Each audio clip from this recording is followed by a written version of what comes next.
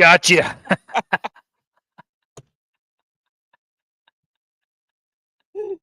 Gotcha. What? The I guy bought these. from I saw these, and Atlantis, I was the like, movie. I told Bethany 3 days ago. So I'm about to get my brother so good. About to get him. So good.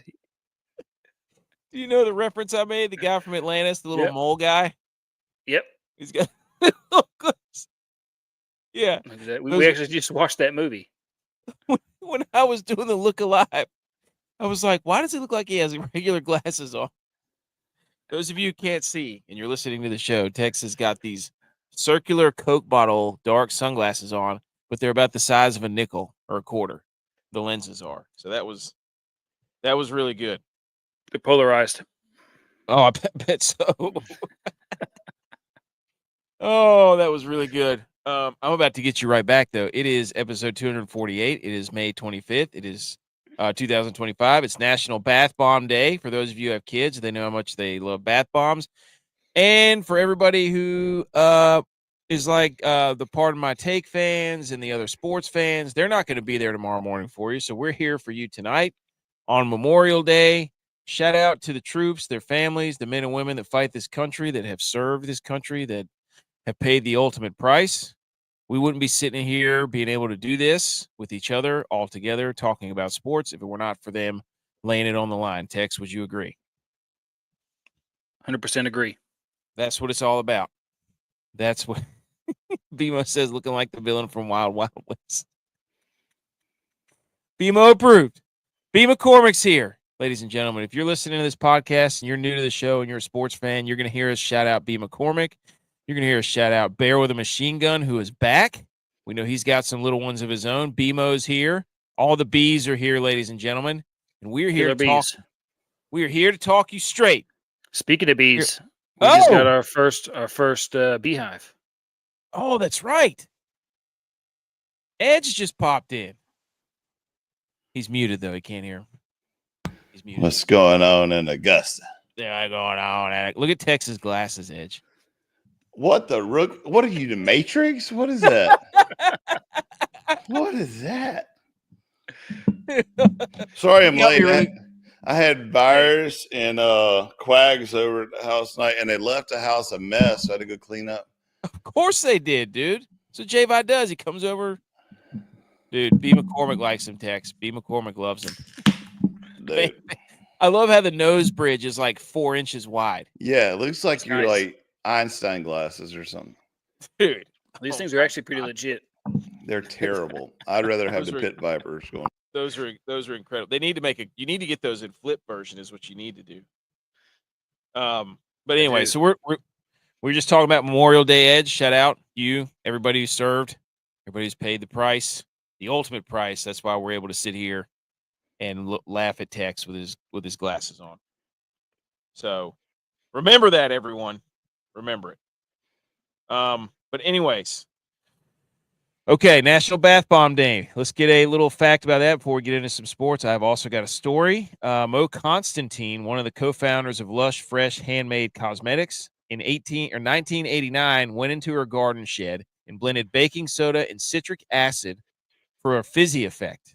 She then got creative with her colors, essential oils, and add-ins like flour, petals, and sea salt. That's where the bath bombs. There you go. B. McCormick. Shout out Edge. B. McCormick. So, Edge, did you mute your mic? Oh, yeah, he did mute.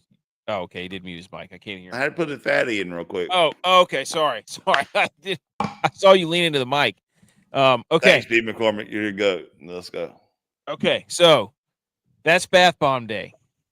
Boys, 2 things. 1, I've got a story for you. Everybody buckle up because this is classic. 1, I had another flat tire. Awful. This is my 5th flat tire probably in about 2 years. So I don't know what. Where are you driving at? Like I don't know. Pile of nails? I'm off the beaten path, my friend. You know me. I'm a trailblazer. I don't drive on the roads like everybody else. It's unbelievable, dude. It is quite frankly, it's ridiculous. But so I get a call at work on Thursday at 4:00, and that's my late day whenever I'm working. Okay. Get a call. Okay. Oh wow. 4:00. Well, no, Wow, we got to work late here. I get done. Wow. I get done at 6.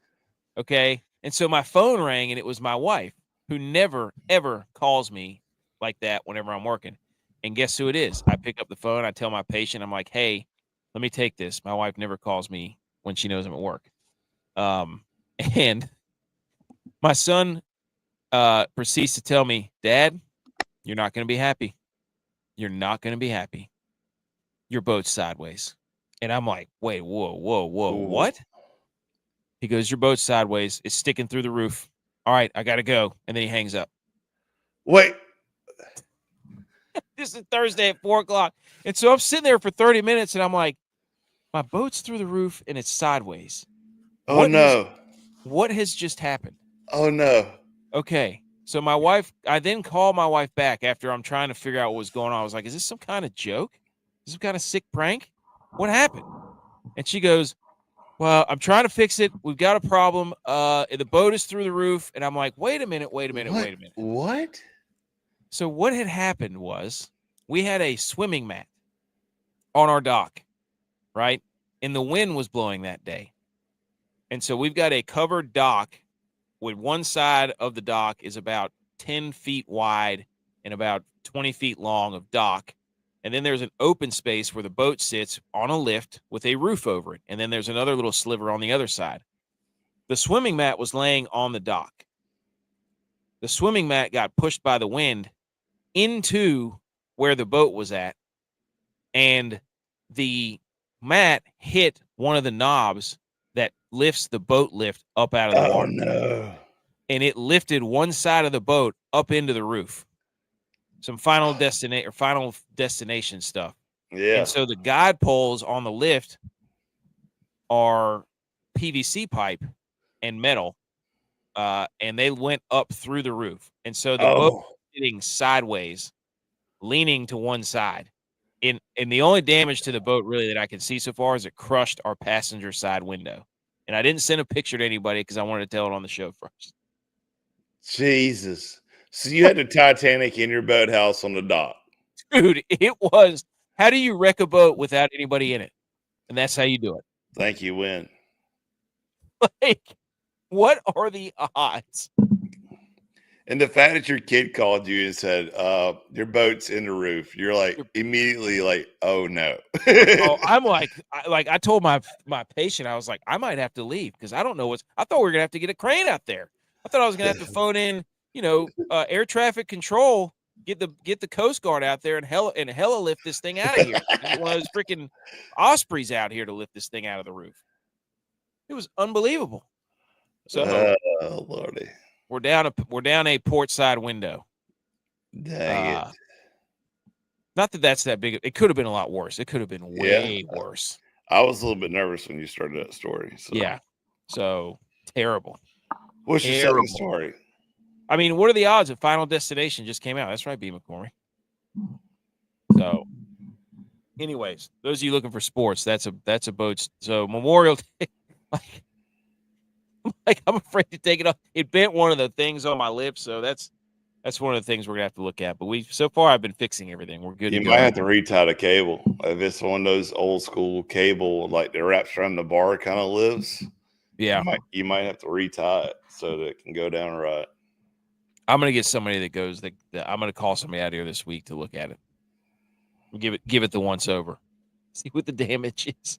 Right now the boat's hanging out fine, but holy cow, dude! It's got a kill switch that whenever there's too much pressure on it, the switch trips. So, I can't take you serious right now in Matrix over here on the right. I know. Look at those things. He looks. Oh my god! Hold on, let me see if I can find something that can match. Secondly, boys. The cheat code is in. So Friday after the disaster, I asked my son, "Do you want to go to the driving range?" Because we had like an hour to kill before we went to get my daughter because she was napping at daycare. And that what transpired after that was 3 straight days of golf. He and I and my little girl, my daughter, we played 9 holes Friday, 18 holes Saturday, 9 holes today. Wait, your girl went too? Yeah, Olivia went. Nice. I took them both. They were having a ball. Nice. So now three- you can go play golf and say, I just got to take the kids, you know? Oh, it's cheat code on now. It's cheat code. It's absolutely cheat code. There you go, Tex. So, Tex, you're muted. Nice. Tex, did you hear my boat story? I did. Oh, appreciate that. Appreciate that, B. McCormick. But yeah, so that's where we were at this past few days. Man, when she called, I was like, what? You're like, when he called me and told me that, I was like, you got to be kidding me. So, anyways, all right. Anything else to add? How about your Memorial Day, boys? Well, you know, it went off with a bang. Clemson had a horrible day today and yesterday. Tex, I'm gonna go ahead and steal your thunder before you try to like showboat how like great y'all are and all this. You bunch of scam con artists making us play at 9 o'clock at night, and then also telling us we can't wear It's orange. SEC, dude. Like that's the biggest scam ever. You don't Everybody knows that when it's a championship, we wear orange breeches, and yet y'all come up here with this crap, this malarkey saying that the girls can't wear their orange breeches for a championship. So it's okay. That's fine. You know, we tell people what you're talking about. What are you talking about? Okay, so Clemson, you know, in Texas, we're playing to see who goes to the World Series in college softball, and we beat the pants off of Texas the first time, and then the second game Texas won, so the third game was do or die. And Texas comes up with all these rules and regulations right at the third game saying, hey, we're the home team. We're not going to play till 9 o'clock at night. We understand that you could possibly be jet lagged because you're East Coast team. However, we're sorry. And you can't wear orange pants, even though we know that you are a championship orange team. So they came out with all these rules, threw our swag off a little bit, and losers. We lost the game because, you know, Texas is a bunch of con artists. So it's all good. SEC bias. And then our boys went to go play for an ACC championship in baseball and lost to the Tar Heels. Not happy about that by no means. Good job, BMO. And I hope that's still your team. But congratulations on a championship. You finally get a ring for University of North Carolina. Enjoy it while you can because it won't last long, because when football season comes back, we're going to take it back. Hey, get it off your chest. Say it with your chest. Tex, any rebuttal to that? Any rebuttal to the Texas not being the true orange? If Clemson's not allowed to wear orange, then who is the true orange? When's the last time Clemson actually earned their orange? Yeah, I mean, it's like if you kidding me? If you don't own the orange, we beat G.U.Y.S. I was getting ready to say, other than Syracuse. Oh, and now you get, what are you, freaking Dude, Texas? You got to put stipulations on it now all of a sudden? I mean, we're talking about Syracuse. They've been relevant since Carmelo Anthony, which was like 20 years ago. Cuse always gives Clemson a hard time, though. This is how they play. Okay, great, because they're orange. You don't know because you struggle with Clemson struggles with self-identity. You know what? Learn who you are, Clemson. We know who we are. We're the real Tigers, and we're the real Death Valley. We're going to prove it again when LSU comes down and gets their teeth kicked in by the Clemson Tigers, and we're going to say, we told you so. Okay. And Tex, you suck. Just by the way, you don't even watch softball.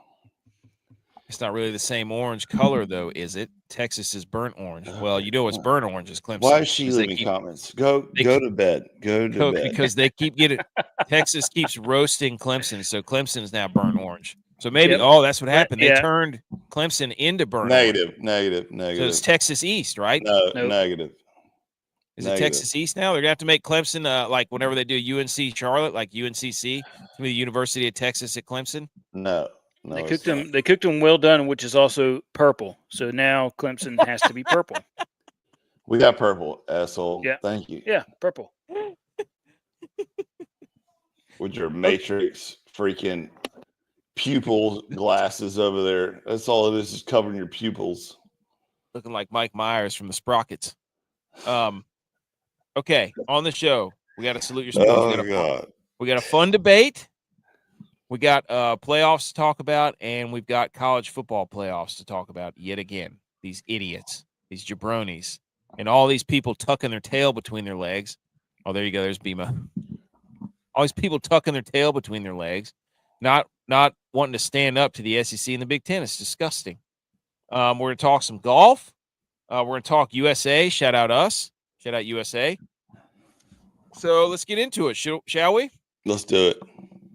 All right, everybody, let's salute.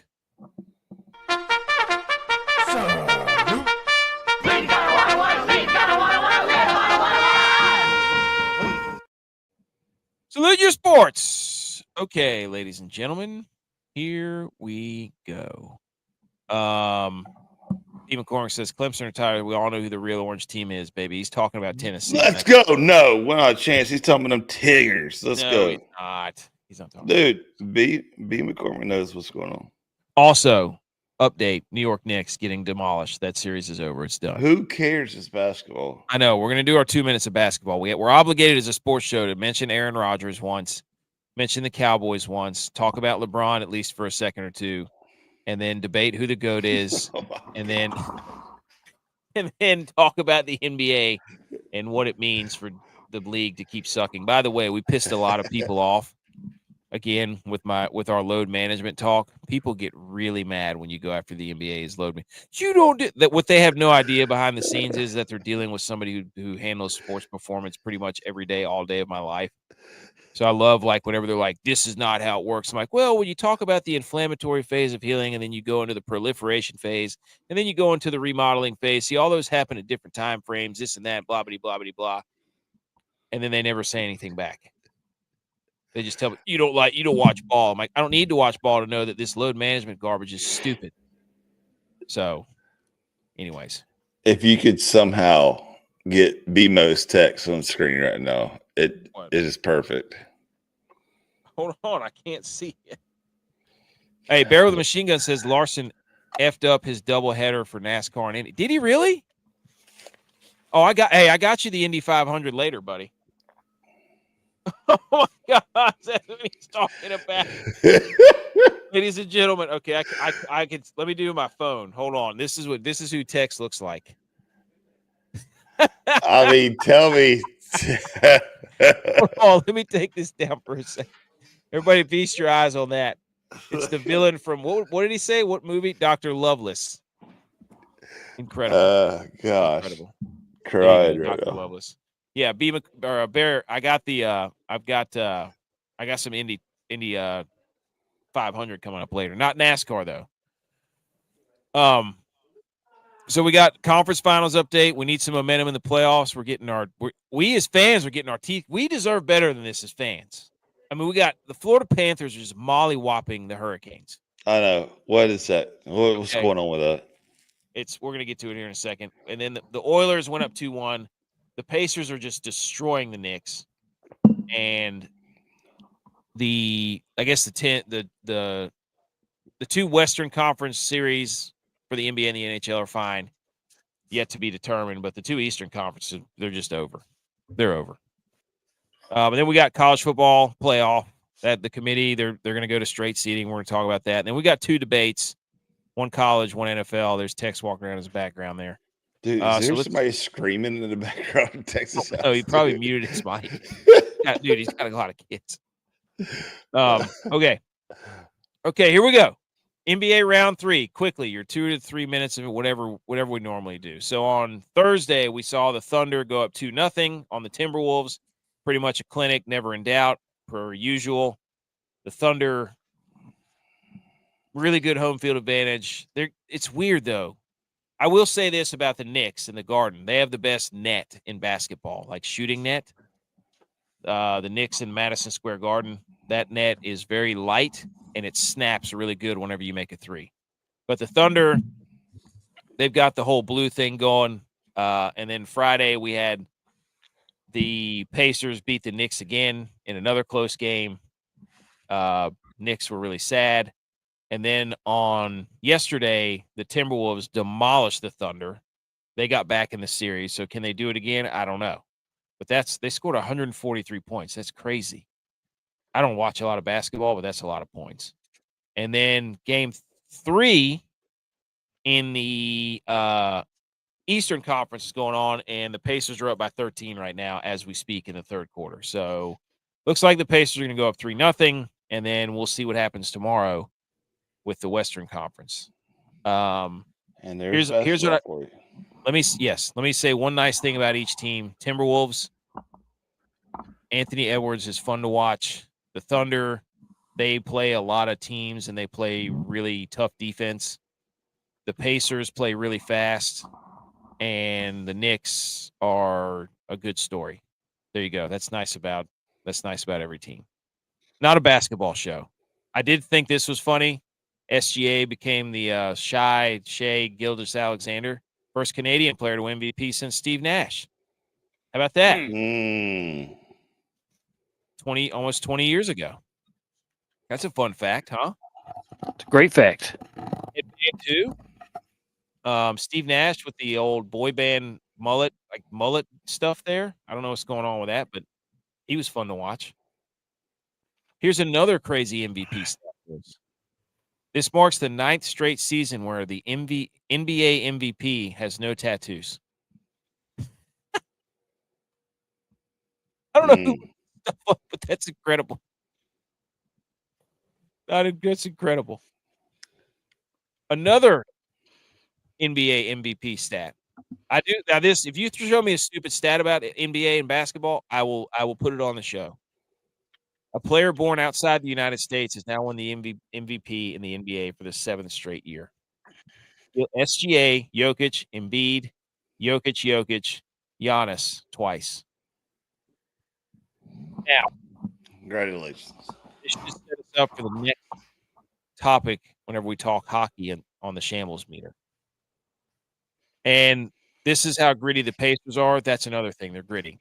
They were down with 7 to Milwaukee in the first round by 35 seconds. They came back to win that one. They were down 7 with 46 seconds against Cleveland. They came back to win that one. And they were down 9 with 52 seconds. Shout out Edge, 52 forward and backwards there. And they came back to win that one. That's pretty crazy. It's pretty crazy stuff. And they're the Knicks are the only team to lose up by 14 with 2:45 remaining. Teams were 994-0 when leading by 14 points in the final 2:45 of a game. And we just witnessed history, boys. Well, we didn't really watch it, but oh well. And that's your basketball. I think that was 2.5 minutes. That's probably the longest we talked about it, wasn't it? Now, anything to add, boys, about basketball? Take that as a no. Now, we move on to hockey. Are the Canes done? Oh my gosh. Are they so tired from whooping the Nats and just beating them and being physical and just wearing them down that they are just saying, I can't skate anymore. I'm so tired. Because it looks like it. It's not the skaters, it's the goalies. I don't know, dude. I think it's all of it all around right now. Like they're not playing collective as a defense like they were before either. I mean, you're just not being as physical because the Panthers are just wearing them down and beating the crap out of them too. So, and the score showing. I mean, look at the scores in the Eastern Conference. Let's go that one first. Panthers and Hurricanes. Thursday it was 5-0. Yesterday it was 6-2, and the day before that it was like, I mean, they are destroying the Carolina Hurricanes. Yeah, it's bad. Before the series, it was all these two teams are going to forecheck. It's going to be grinding and this and that. Is this the year that the Hurricanes can finally do it? And it turns out, no, because they cannot keep up with the Panthers physically, offensively. I mean, the Panthers are in front of the net whenever they want to be in front of the net. Yes. They are parked out there, redirecting pucks, pushing people out of the way. Jordan Stahl and Martinook are the best players for the Hurricanes, and they're like 40. And that was the problem. Now. I mean, that was you can't imagine. We can't be the best players on a team. Dude, I'm an elite player. I don't know what you're talking about. I'm at peak athletic performance right now. They got Sebastian Aho and Stankoven and all these younger guys that aren't doing diddly jack. Meanwhile, that third line, Rustalainen and whatever the other guy's name is for the I can't remember what his name is. Starts with an L. London, whatever. Just working the Hurricanes. And Bobrovsky, like Tex said, is just putting on an absolute show. I'm hoping though that it's just like part of the old bait switch where it's like, oh wow, this series isn't going to amount to nothing, and the Hurricanes are just getting demolished, and next thing you know, for like the next 3 games in a row, the Hurricanes come back with the opposite effect where they're winning 6-2 and 5-0. So I just don't know if they can do it. I don't know if they have the manpower to do it. I don't think so either. I think they're too tired. They're just like they're ready to go play golf. Cancun on 3. I just think the Panthers are just too good. The Panthers are freaking unbelievable, dude. They are ridiculous.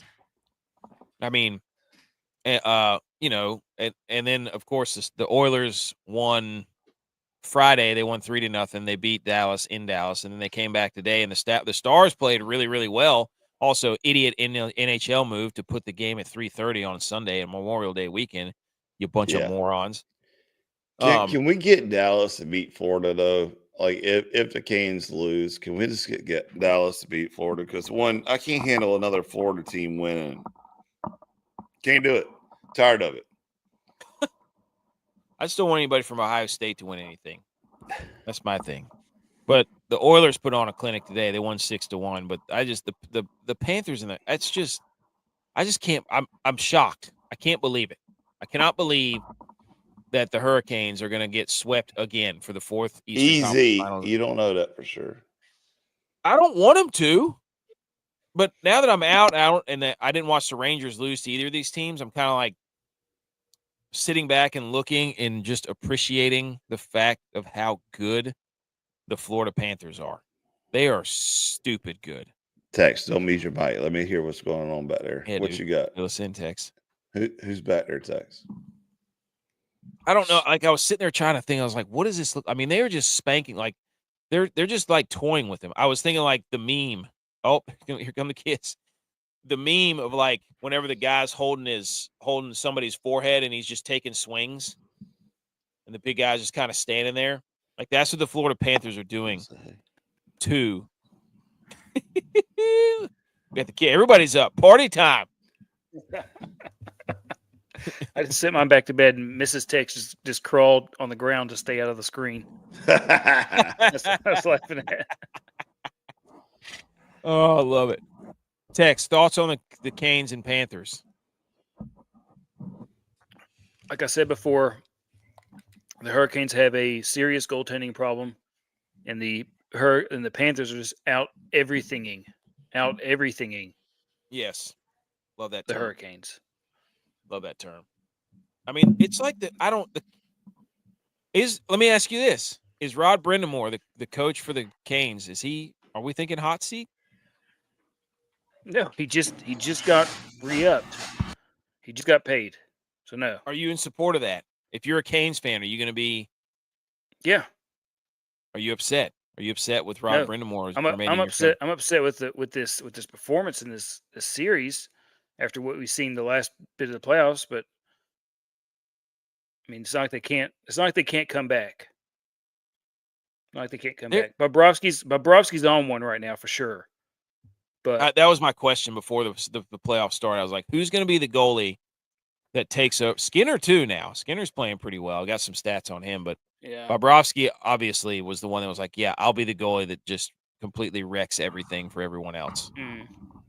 He's playing lights out right now. Dude, that game the other night it was close.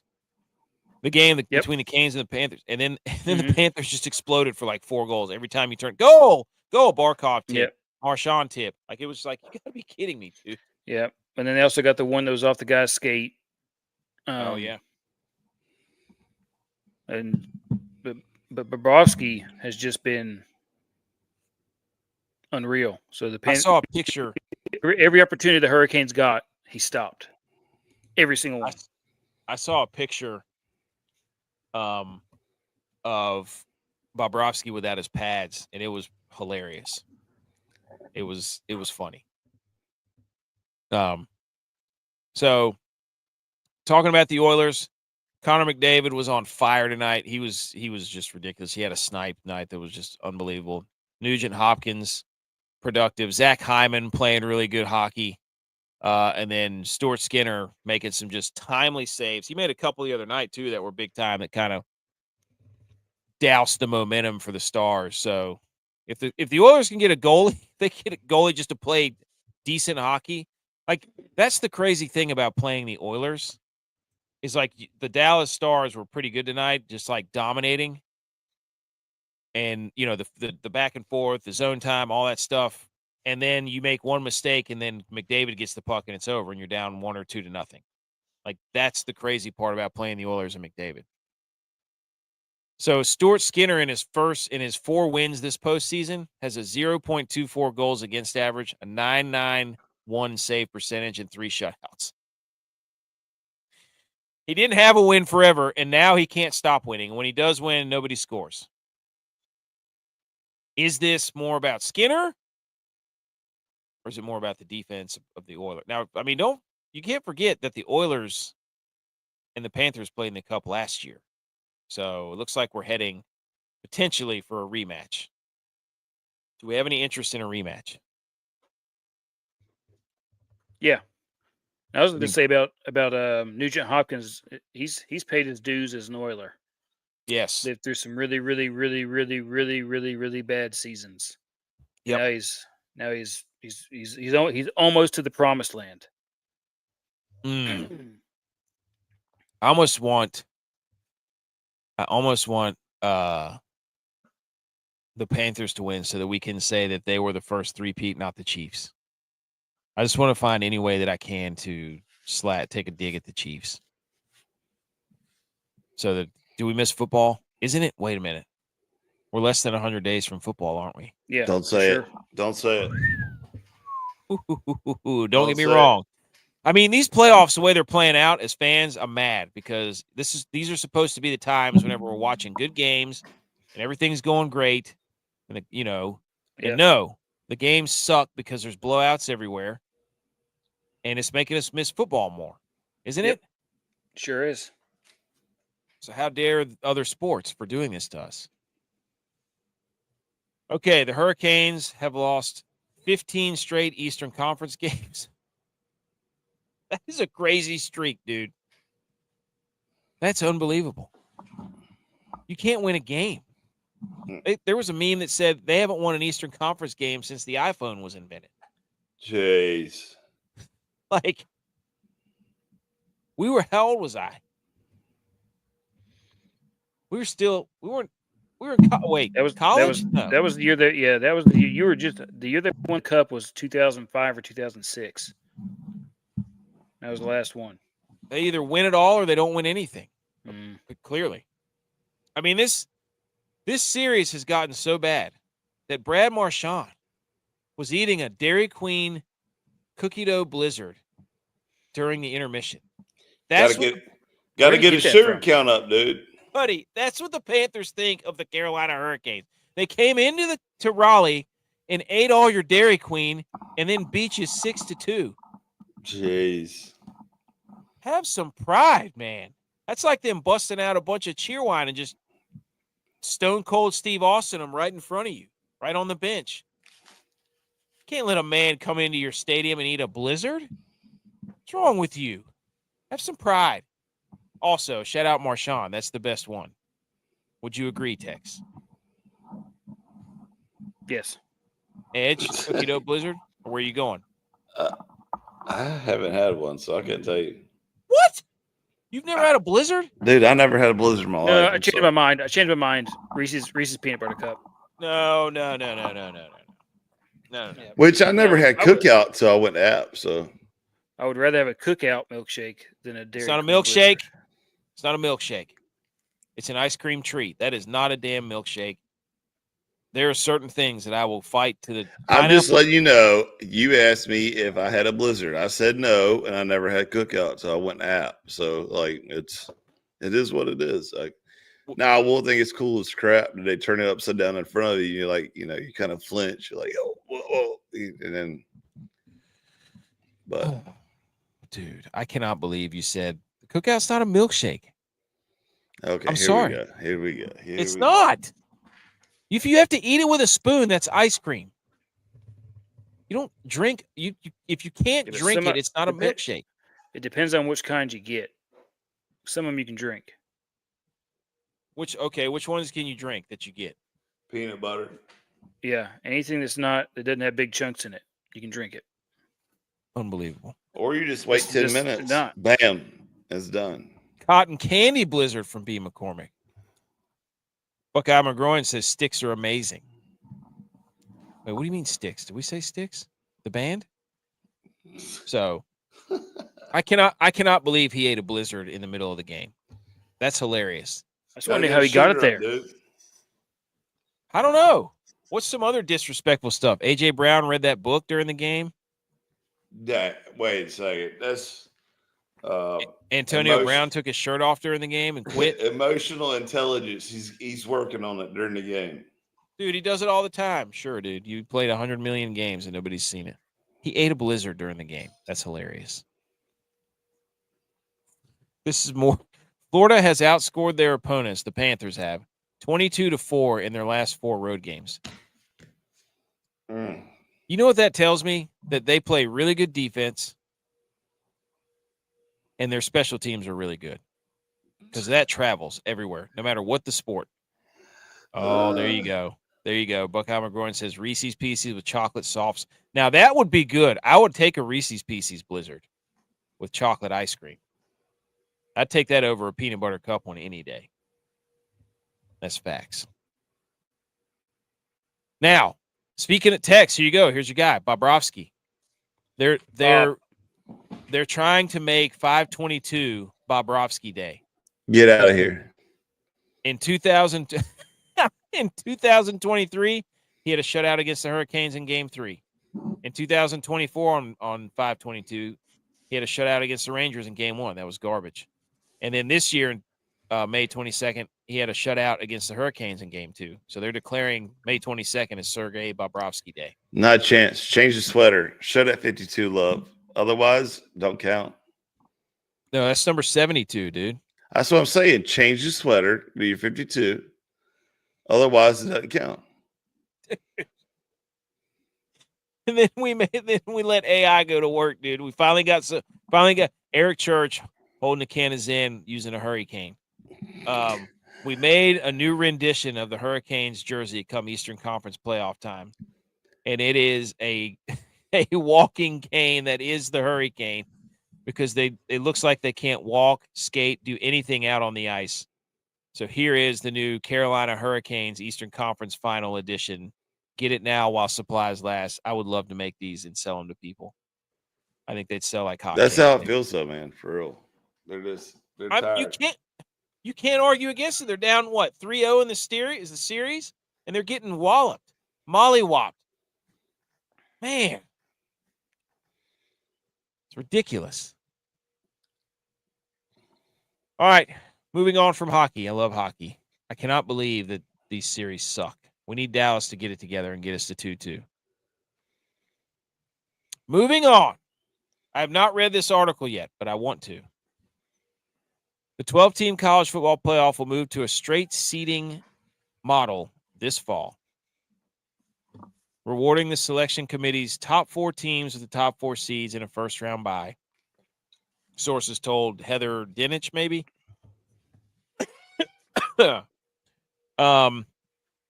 basically, they have scrapped last year's model where conference champions got an automatic bid and the top 4 conference champions got a bye. They said, we don't like that. We want to make sure that we get the human BCS in there. So we basically have just taken here's the series of events. There was the BCS that let 2 teams play.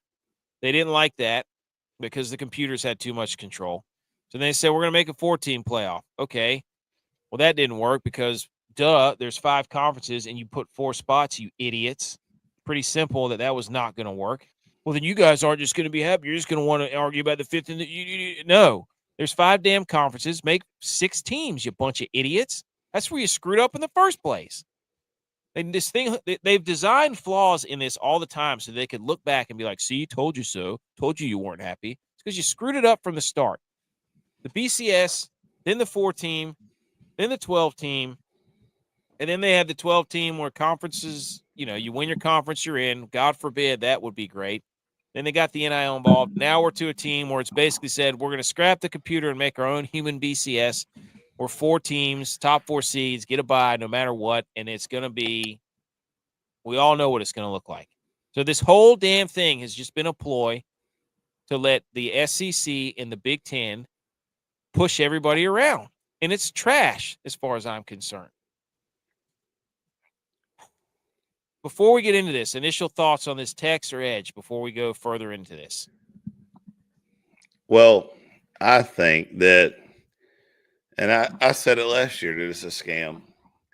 However, I do believe that if you win your conference championship, you get a bye.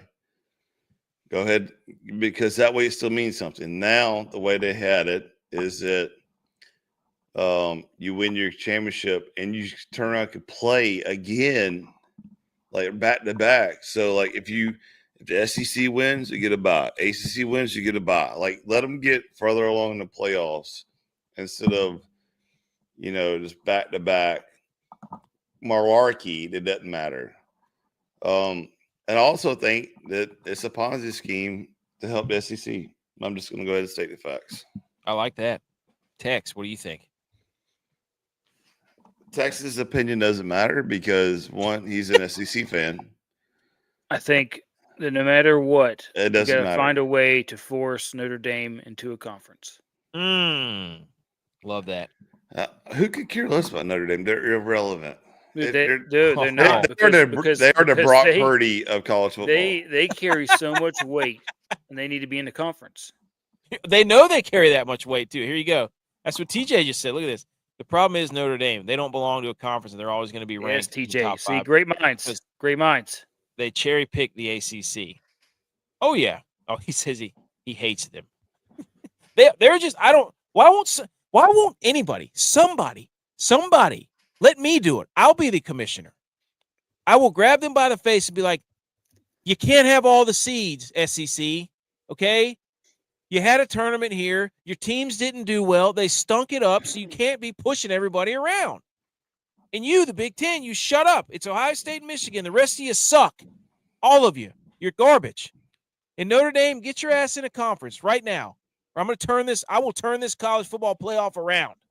The easiest way to fix. You just muted yourself. Yep. The easiest way to win a Notre Dame conversation is, again, you win your conference championship, you get a bye. Notre Dame, guess what? You're not in the conference. So guess what? You're playing. You can lose the first round because you're terrible. See you later. And then they're going to be like, okay, we need to pick a conference. But until somebody lays a smackdown and come out and RKO them, they're going to keep this both sides of the fence crap going on. Well, I'm sitting here reading through this little excerpt here at the bottom of the screen about how they're all the leagues are contractually bound to TV partners and the top 2 teams and just administrators and it's all this mumbo jumbo where they're trying to dance around we want to get the teams we got in, so we're going to create all these stupid little playing games. When what they should do is just say, win your conference, you're in. That's all you have to do. Win it, you are in. Sounds familiar. It sounds familiar. They're over here writing, theses on how they can maneuver the playing games and this and nobody cares. Set the criterion. Win your conference, you're in. Once the 5 top teams that have won their conference, we will seed them appropriately. They are in, and we will reseed once everything is done. But if you don't win your conference, you cannot have a top seed. Period. I don't understand why that's. I don't get it. I don't understand. I agree. So, Yeah, and it says the ACC and Big 12, if granted 2 automatic qualifiers each, would need to decide how to determine their college football playoff participants. What? You take the 2 teams that played for the conference championships, you bunch of idiots. What do you mean? How do you decide it? What? Well, what if you have What? I can't remember. Was it a couple years ago where they had like a 8-4 Florida out of the East, and then they had like Alabama and Tennessee who were both highly ranked. Was that last year? No, it had to be year 4 last. It was. Yeah. Yeah, I Alabama, know what you're talking about. I think it was, maybe it was terrible the last year. Richardson year. Maybe it was the Richardson year. Yeah. And it was like, if you have a year like that, then I kind of get that.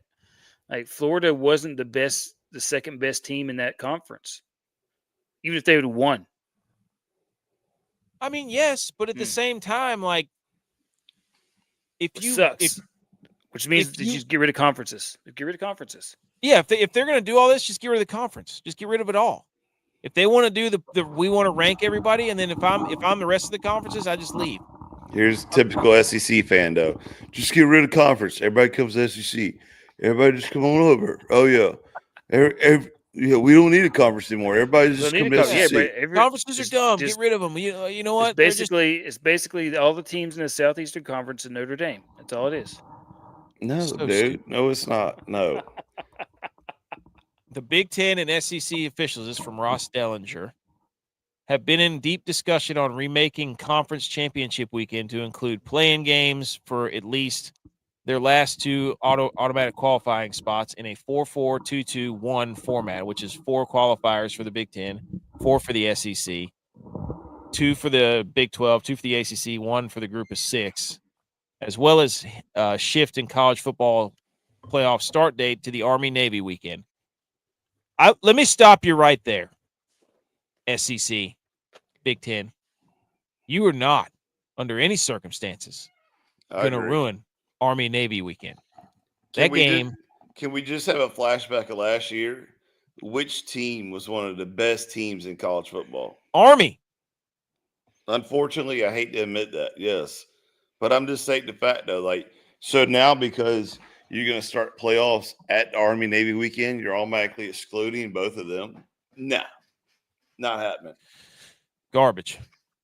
I mean, they're just trampling all over everything. They're just doing whatever they want. They're like, we're going to do this, and whether you're on board or not, it's still going to happen. And it's just like everybody's screaming like, we're going to get rid of conference championship games, and we're going to have play-in games. Wasn't the conference championship was supposed to be a play-in game? Well, if Army's QB doesn't get hurt last year, because he got hurt for like 3 or 4 weeks. Yeah. And I think that those are their 2 or 3 losses that hurt him. TJ says the reality is outside of OSU or Ohio State and Michigan, the South runs football. It's not ideal, but the best talent comes from the South. Yeah, I mean, that's the South, Texas, and then California. But the South for sure. And that's the thing. Like the Big Ten and the SEC, they're all running around like we run stuff. But we all know it's Ohio State and it's Michigan. And then it's, Georgia, Alabama, like 3 or 4 teams in the SEC. Like we all know the concentration of power is at the top. But if you want parity, you can't just vote the teams in that you want that have all the brand names. We know what this is about.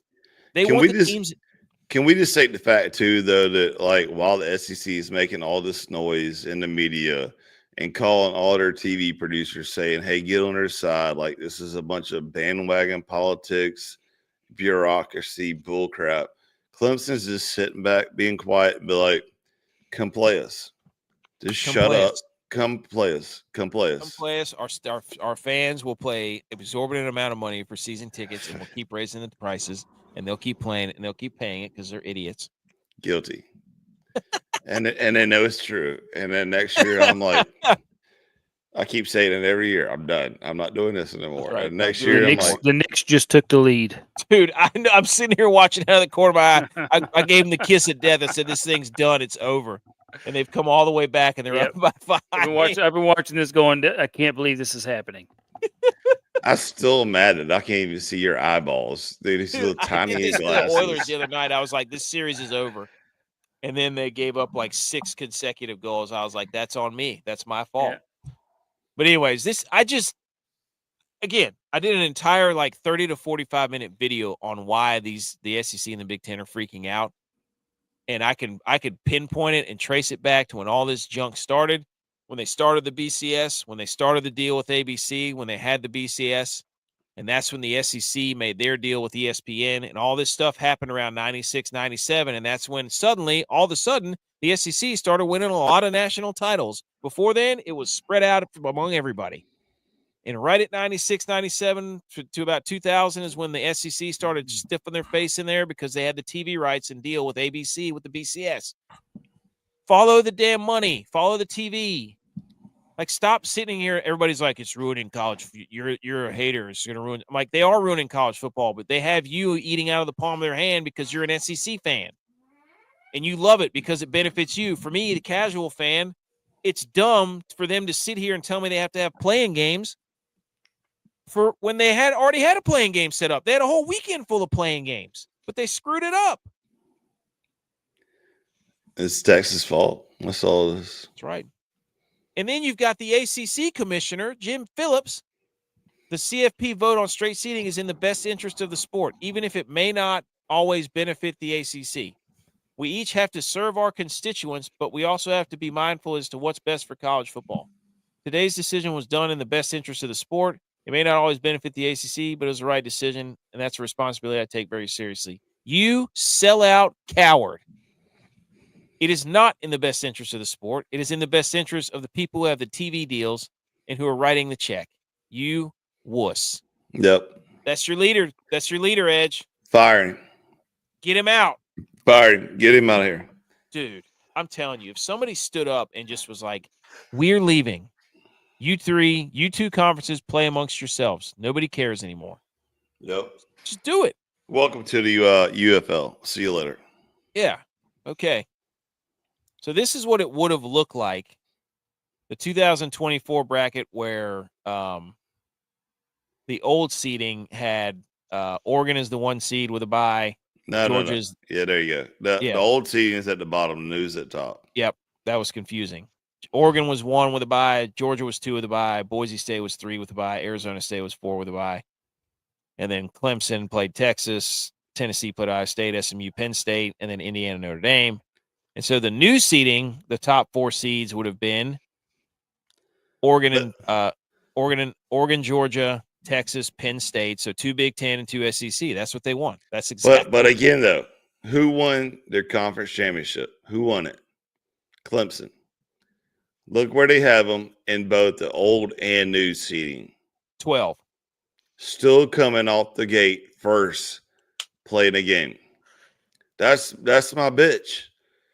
That's my bitch. That's all I got to say is win your conference championship, make it mean something. We'll see you in the second round.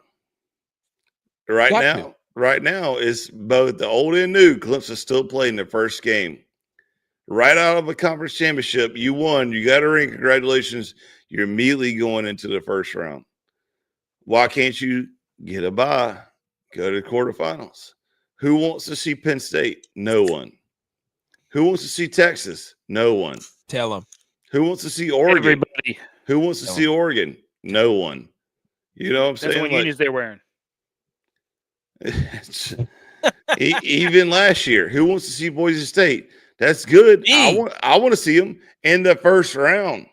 Yeah, not the second round. I would have loved to have seen a home game at Boise State on the turf in the first round.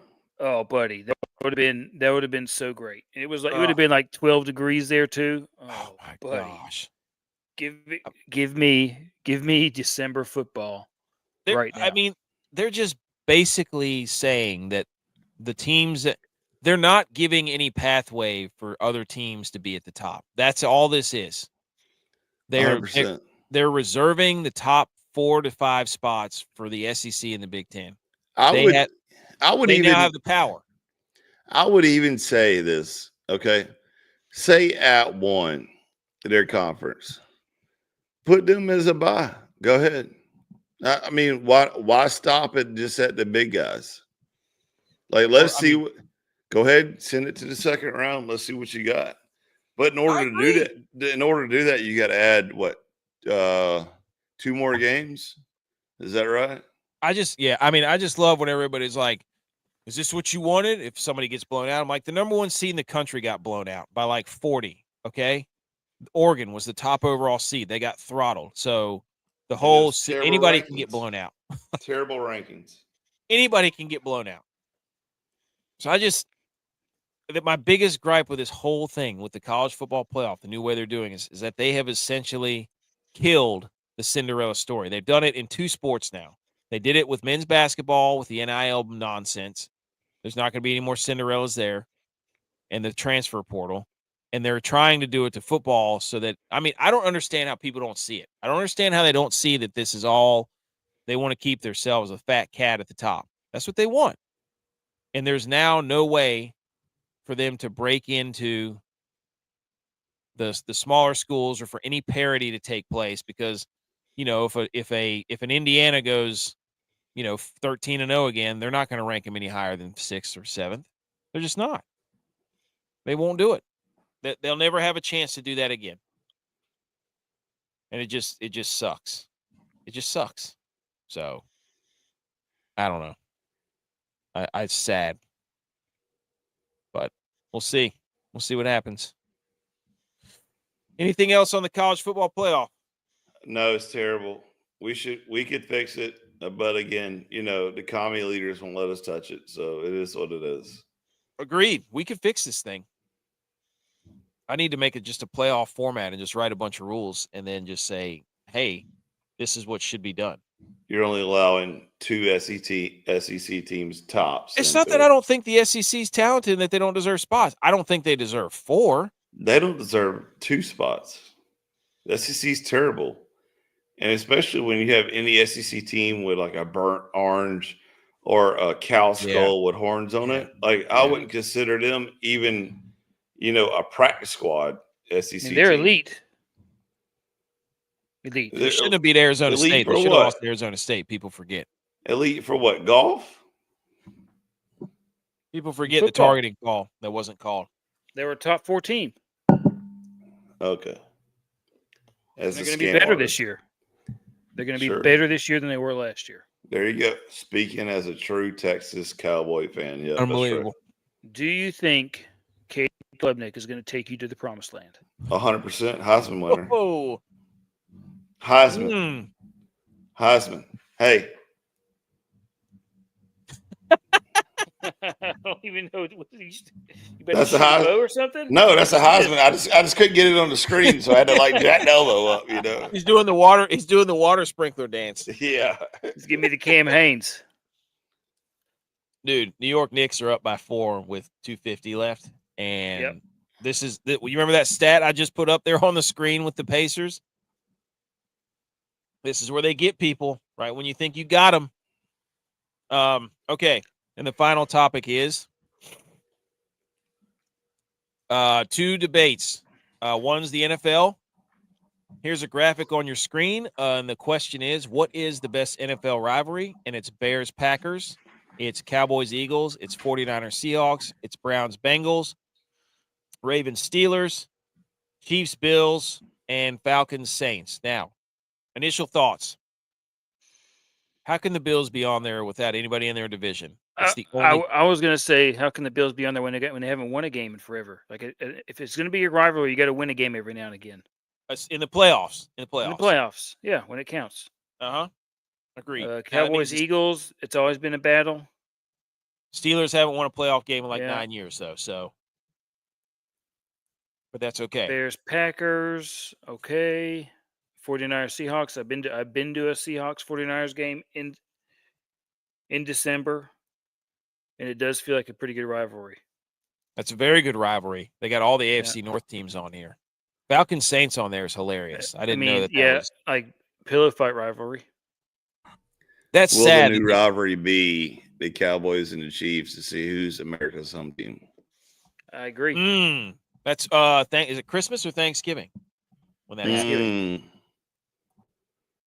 I'm watching this Knicks game and I'm like, oh my God, they got to shoot it. This is about to be the 2-minute warning.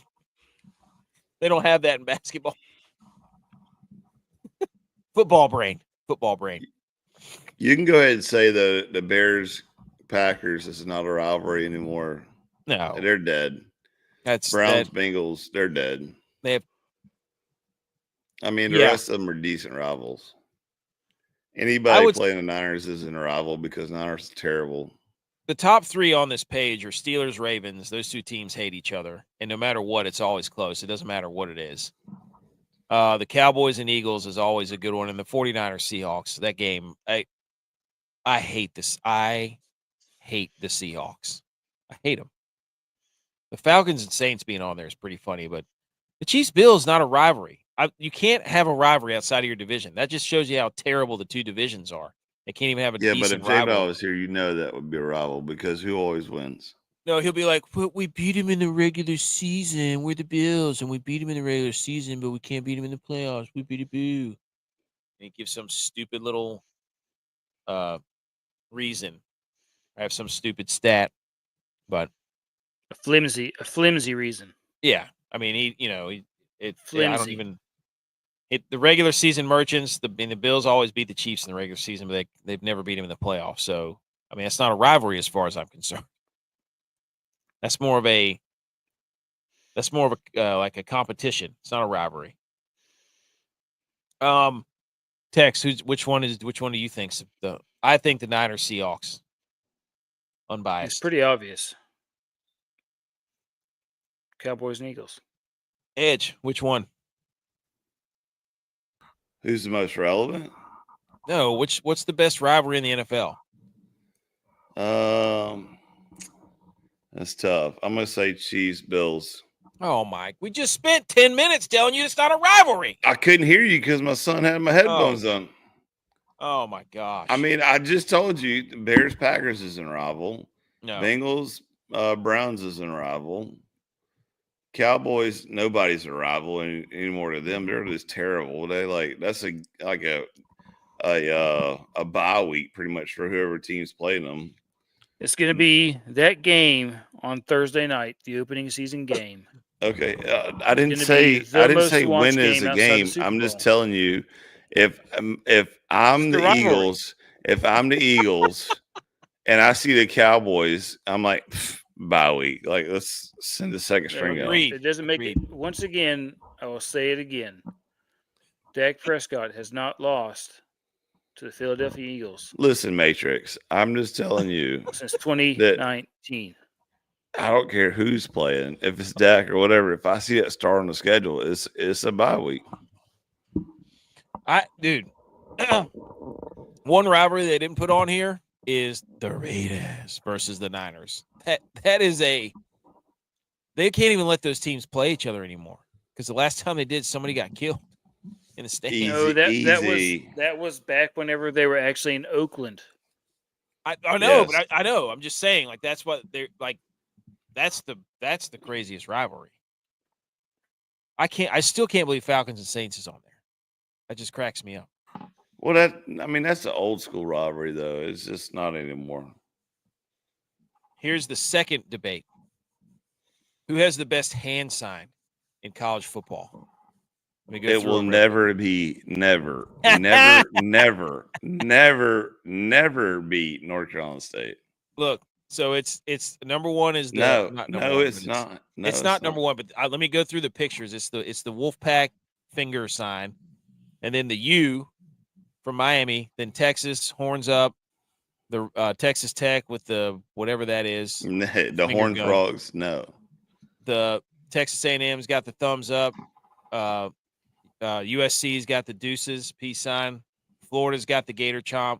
TCU's got the horned frogs. Ohio State's got the OHIO. The chop from Florida State, and then the O from Oregon Duck, and then the Wildcat from Kansas State. On this list, Edge. First of all, one of them's missing. I forget who it is. Something's missing. I had it, and then I lost. South Carolina, you're talking about?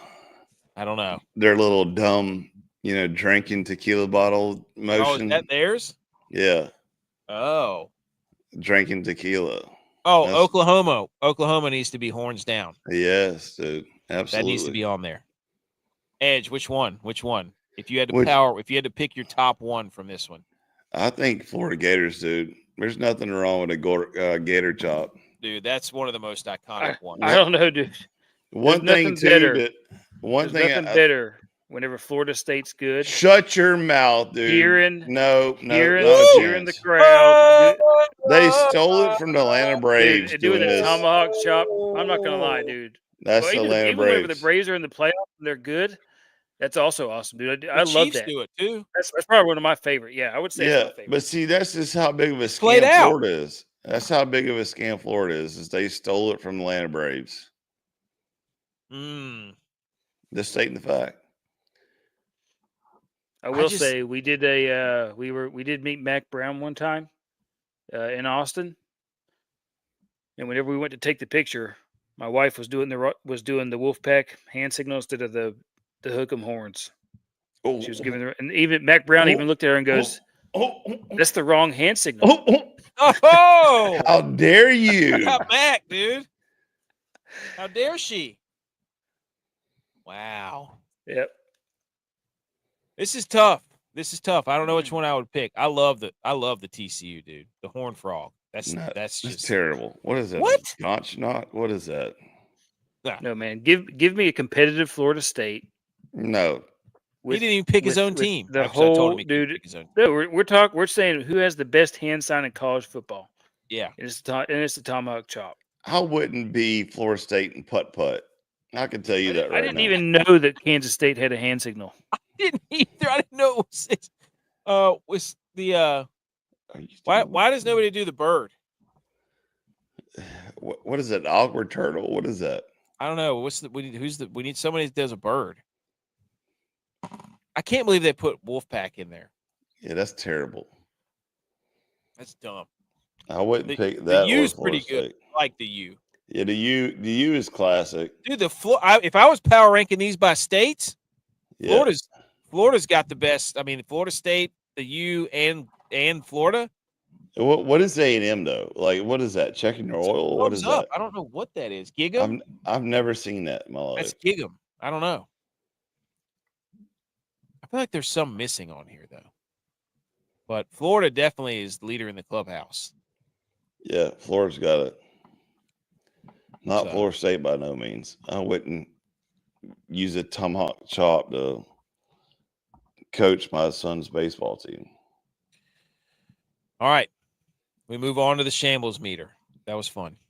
Number 4 on the Shambles Meter, boys. The Bills. The Bills. You know why? Do you know? Oh, you got to be able to guess why. For the Bills, the Shambles Meter. Uh-oh. It's over. Wait a second. Time out. It's Stop the over. tape. Stop the tape. You're saying it's over because of what? The wedding? Josh and Haley wedding. Is that what you're saying? Yesterday. It's wedding. It's cue the Eric Church. It's over when it's over. Ain't it, baby? Ain't it? Hold on, though. Hits Hold you on. like Time a- out. Time out. What? Remind me something. Did Brock Purdy get married? Yeah, but he's already 1 year in. No. Did He's already 1 year in. Did 2 years in. CMC get married? That's what I'm saying. I'm just following suit with you I'm guys. just saying. I'm So just admit saying. it. It's over for the Bills. It's over. It's over for the Bills. It's over. When Oh, it's well, this is over. who can break the curse game then? Josh Allen or Brock Purdy? Now we got a new game on our hands, boys. So, Tex, would you beer, agree, too? Shambles, or no? You want a beer? OVAH over. Oh, Bills. Wow. It's over. The window. love- Hey, you know what it also is? CLOSED. Closed. The window's closed. Oh, is he What? going to hyphenate his name? And with that, the window is closed. Josh, Probably. Oh, buddy. Josh Allen Steinfeld. Mm. Josh That would Steinfeld take Allen. it. That's like the lonesome kicker right there. It takes up his whole shoulder pads. Will Josh Allen, after he got married, hyphenate his last name? Nothing wrong with that. But We have to ask the question. He should do it. Just if he hyphenates his name, can he still run the huddle? That's true. Mm. True. Who's a bigger power couple, Bill Belichick and his girlfriend, or Josh Allen and Haley Steinfeld? That's it right there, dude. What about Deshaun and his future Picture in his masseuse? car, dude. I was dying. Anyways, for those of you who can't see, where there's a picture of Josh Allen taking pictures at his wedding day. So it's over. Closed, as Tex would say. Number 3 on the Shambles meter is the ACC, because UNC women's lacrosse won their national title. UNC baseball won the ACC tournament. Scam. Nope, they destroyed Clemson, actually. Scam. And then, as you'll find out in a few minutes, Ben Griffin won the golf tournament today. Dude, so they went. If you would have watched Clemson and Carolina's baseball game, you would have saw how the umpire had a strike zone the size of Texas when Carolina was pitching. And the size of Texas glasses whenever Clemson was pitching. Yeah, exactly. Yes. Like the Matrix sunglasses, the size, like it was directly over the plate at the belt. And you looked at him and he just even raised his arm and did a little, yeah. He just looked at him and was like, it's a ball. And I'm like, are you kidding me right now? Like, I've never seen a game more rigged in my life than that ACC championship right there. Ooh. But it's okay. It's okay. You know, what they're trying to do is just butter up UNC because they had all these intentions of Bill Belichick coming up here, winning everything. Of his girlfriend. And all of a sudden, as Cam Newton said on his podcast, I hate to say it, but I saw a clip I saw a clip on it on Instagram where they said UNC is known for Jordan, right? Known for Jordan. Is there a new Jordan in the house? Is there a new Jordan in You're UNC? saying Air Jordan versus Air Jordan, Bill Belichick's girlfriend. Is it Michael Jordan or is it Bill Belichick's Jordan? Should they do the remake of the logo of them doing yoga on the beach? Ooh.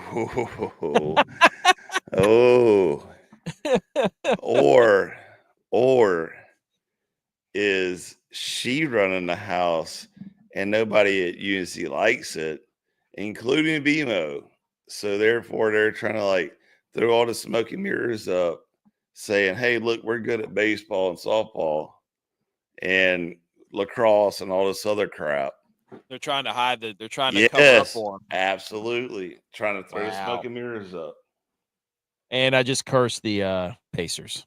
So curse the rest of Carolina football too. I cursed the Pacers. The Knicks just won. That was funny. Okay. Number 2 is common sense. Oh my gosh. The U.S. will stop making pennies starting next year.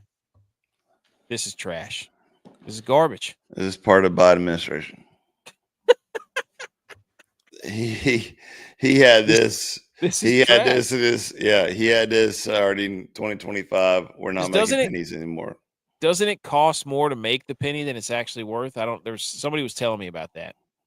Saying it costs more to make a penny than it actually is worth. I don't think that makes any sense. No pun intended. If you get pennies back, though, what do you do with them? Like when who pays for Save cash? them. First of all, I pay. Put for them cash. in a giant glass jar. Right. I do that as well too. I put it in a giant jar, like a giant pretzel jar, and at the end of the year when we go pay for Christmas presents, I'd go change coins for cash. Supposedly there's some sort of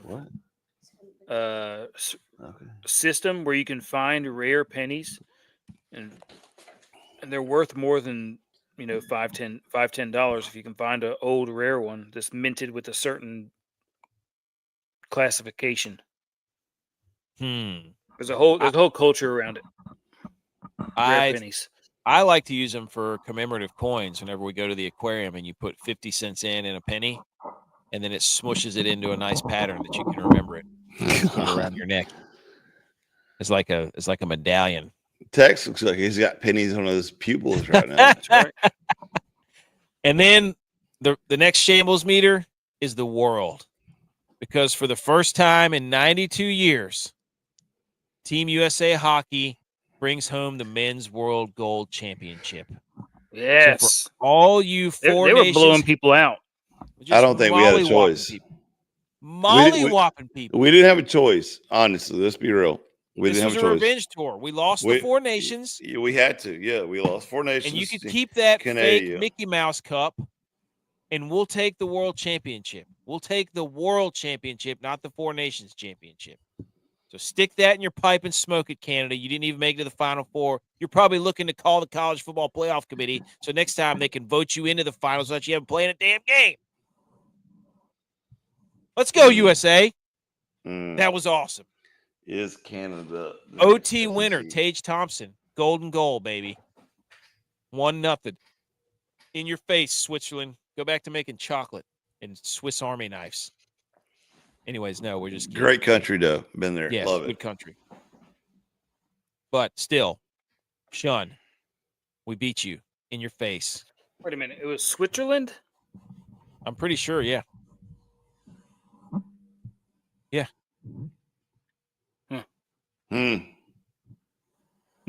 Yeah, USA defeats Switzerland because they beat Canada. Switzerland beat Canada to get to the finals, I'm pretty sure. So, also, sickest uniforms in hockey are those USA sweaters, without a doubt. I agree. I was thinking the same thing. Those things. Oh, buddy. 92 years since we've won this thing. That's crazy. So, Shambles meter, rest of the world. Facts. This is the second time ever they won it. The only other top of the podium came in 1933. They had 5 players: Frank Nazar, Logan Cooley, Connor Garland, Clayton Keller, and Shane Pinto, with at least 10 points in the men's worlds, the most of any team in the tournament. And Jeremy Swayman is a perfect 6-0 in the men's worlds with a 1.98 goals against average and a 90.5 save percentage. He has 9 career men worlds wins, tied for third in the U.S. record books. So there you go. The boys got it done on the ice. Hockey is now ours for the next year. So fly your flags high, ladies and gentlemen. All right, we got to finish up with some golf, and then we're going to be done. So everybody shh.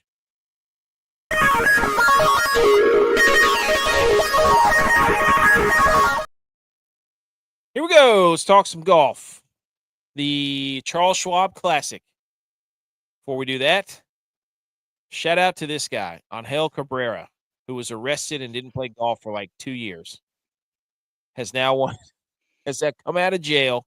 He got arrested in jail. I don't know. I forget why. And he's won 2 senior majors in a row. Bad boy of senior golf. It is. What a story. It's crazy. So, the Charles Schwab Classic, also elite jacket. Ben Griffin gets his second win this year, and you may notice that he won with our guy, Andrew Novak, at the Zurich Classic. So this is his second win in like 4 weeks or something. So he gets this giant, huge trophy with what looks like a hood ornament on top of it that would go on an old Lincoln. And he gets this sweet plaid jacket. So there you go. He gets his first outright win by himself. He had to fend off Matty Schmid, who chipped in for birdie off the green on 18. So then Ben Griffin had to make his par putt on 18. That was pretty damn funny. Shout out Butch. Ben Griffin, in 2021, for those of you who don't know, was experiencing financial strains and burnout trying to make it in pro golf. He stepped away to become a mortgage loan officer. And then he was in there for a few months and he came back to golf. But he has his LinkedIn that told the story of how he quit golf and then went back to golf. So shout out to him for getting it done. And he's the other guy who went to UNC. You can see it right there, his little Chapel Hill. So there completes the Holy Triumvirate and the Triple Crown for UNC this weekend. He started 94 events, and he's 29 years old, and that's when he got his first outright win, technically. His first individual win. Like we mentioned at the Zurich Classic, he won with Andrew Novak, friend of the show. Guys with multiple wins this season, Rory McIlroy has 3, Scotty Scheffler has 2, Sepp Straka has 2, Ben Griffin now has 2. How about that? He's also known for wearing his aviators, to a fault almost. He won't take them off for some reason. 2 wins this season, 6 top 10s, tied for 8th at the PGA Championship, and now he's going to be 5th in the FedEx Cup. So Novak and Griffin absolutely cooking this year. The bad boys of golf, the dynamic duo, the big two, whatever you want to call them, they are absolutely on a heater. You also, when you win this tournament for like the 3rd or 4th year in a row, you get a car. So he got a 1992 Land Rover Defender for winning the Charles Schwab Challenge, Carolina Blue. And it's a left-hand drive, which is a big deal. Mm. Those are supposed to be some solid cars. You think that's a nice car?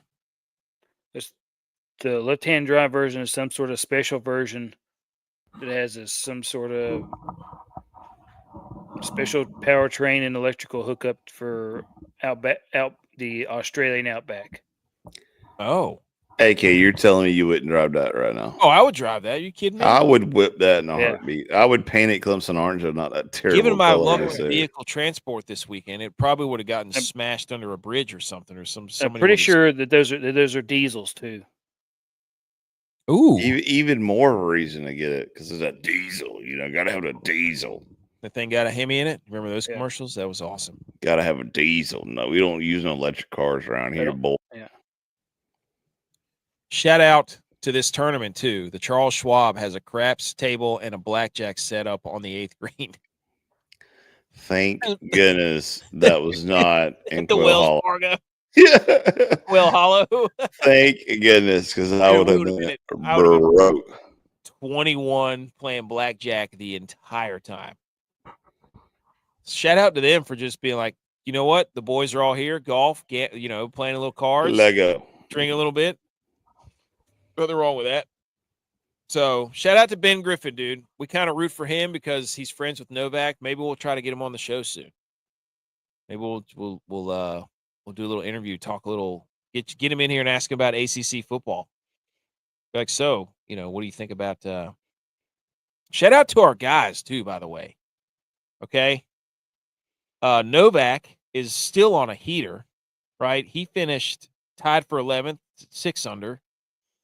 Mike Kim, friend of the show, tied for 16th at 5 under. And Hubs, tied for 28th at 3 under.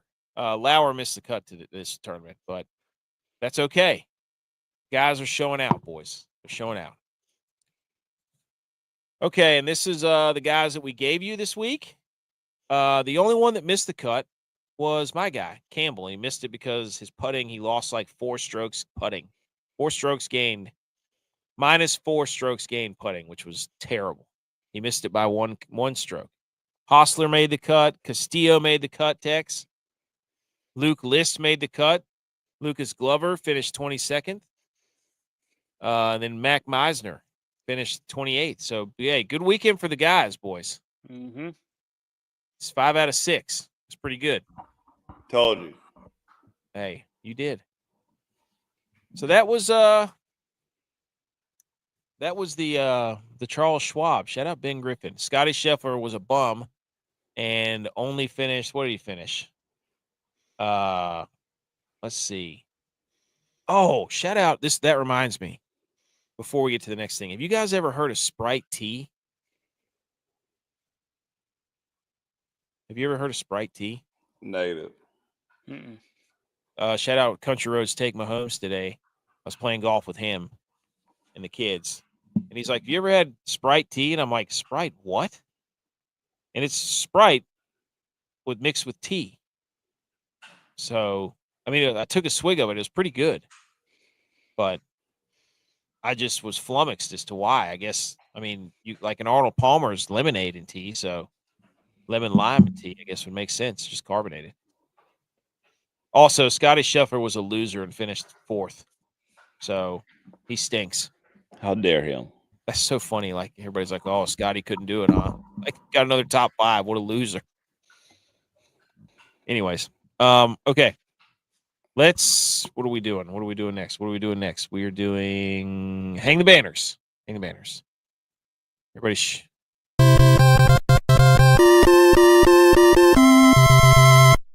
You did it! Congratulations! Hang the Banners. Who wants to go first? Then we're out of here. Go ahead. You want me to go first? I'll go first. Go ahead. Let me hang the banner for the Indianapolis 500, boys. Alex Palou wins the 109th running of the Indy 500. That race is awesome. That venue is awesome. I have no idea who this guy is, but shout out to him. Also, shout out to this, where they did a flyover by the Army's 160th Special Operations Aviation Regiment. And the helicopters were flying right above the cars as they were going around the track, and that was freaking awesome. Look at those choppers, like 100 feet off the ground right there, just chasing these cars around. It's crazy. See where I stopped that edge? 52 seconds. Shout out. And then I love the Indy 500 because I've been to the Indy 500 with G.U.Y.S and his dad when we went to the Final Four one time, humble brag.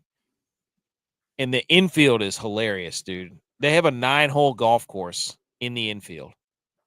It's 560 acres at Indianapolis Motor Speedway in the infield. You could fit a Churchill Downs, Vatican City, Yankee Stadium, Liberty Island, the White House with room to spare. And it has 9 holes of golf and a dirt track infield, a dirt bike. That's insane. It's nuts, dude. It's nuts. And then my second hang the banner, Ronald Acuna. Shout out Big Cat. We give credit where credit's due. We're not losers. Ronald Acuna, hang the banner, came back from like 100 and I don't remember. He tore his ACL again. His first pitch on his first at bat the other day hits an absolute moonshot and just pimps it around the base the entire time. First pitch, first at bat, Ronald Acuna, hammer time. Nice. And those are my hang the banners. Tex, you got one?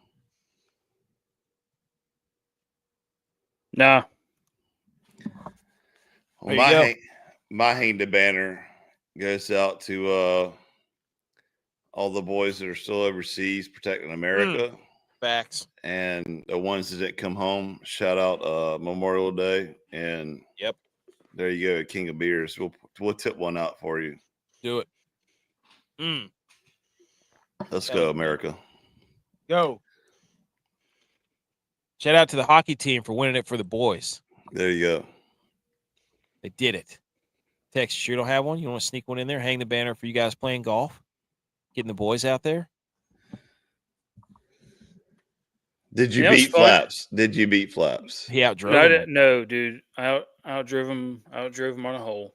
One hole out of 18? Oh, we only played 9. But it was golf. I had 2 of my kids out there, and I was alone.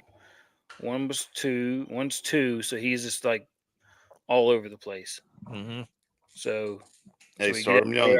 I'm proud of him. I'd hit, and then we let him hit a couple off the tee box if there wasn't water around. Then we'd go in the fairway, we'd hit, and then I haven't played golf in 3 years, so I was hitting most of them kind of like I haven't played golf in 3 years, and then every now and then I'd bang one out there that was like, all right, that's a pretty good shot. Hey, you want to hear what I shot on the back 9 today? The 9 that we played. Yeah, you do. 39. I didn't even have the score. No, he took this. I didn't have the scorecard. Okay. He said, you shot a 39. I was like, oh, I did great. Fairway golf, dude. Fairway golf, and I made a ton of putts. Made a lot of putts. Adam's out there playing like the old man on Tiger Woods 07. Nope. My son made a 40-foot putt. That was electric, by the way. He hit it from off the green, and I was like, that's going to go in. Holy shit. Can we just give a shout out period to young kids playing golf? I mean, Oh, between young kids playing golf and young kids fishing, like I don't know if it's just Dude. that stage of life that we're in right now, but No, dude, young kids fishing right now is great because everything's a big deal. I know, Yeah. and it's like I remember when my boy caught a fish, in the pond. Shout out, here he is over here, like looking over my shoulder and stuff. But between him and fishing and him and playing golf, you can't beat it. I mean, it's just great. It's just great. Like I know Tex is like a coach of 18 sports because he's got 22 kids and stuff, but Mhm. there's nothing greater than seeing your kids start like enjoying sports with you Oh, when they get to that age where they're just like, hey, let me go with you, Dad, or let me go do this with you. It's that pretty was cool. that was the thing. Like my son kept being like, I want to go play golf. Let's play 18. And he goes, let's play 9 more. And I'm like, no, dude, I can't play 27 holes. And every day, for the past 3 days, like my wife's like, I don't want him to get burnt out. I don't want you to. I'm like, I'm not the one saying this. He's the one saying he wants to go play golf, and I'm going to foster whatever he wants. Yeah. So, anyways, Shout out anything to else? you too. Also, buying a full set of gloves for him because I only got one glove for him right now. Yeah, I went and bought he's left-handed, and so I he said can if you could hit a 7-iron anywhere except for putting, that's all you need. Hey, agreed. Anything else, guys? I'm gonna have a lefty too. Jack's gonna be a lefty. Oh, is he? Hmm. All right, we got quite a few then. Let's go, America. Let's go, America. That's what I'm talking about.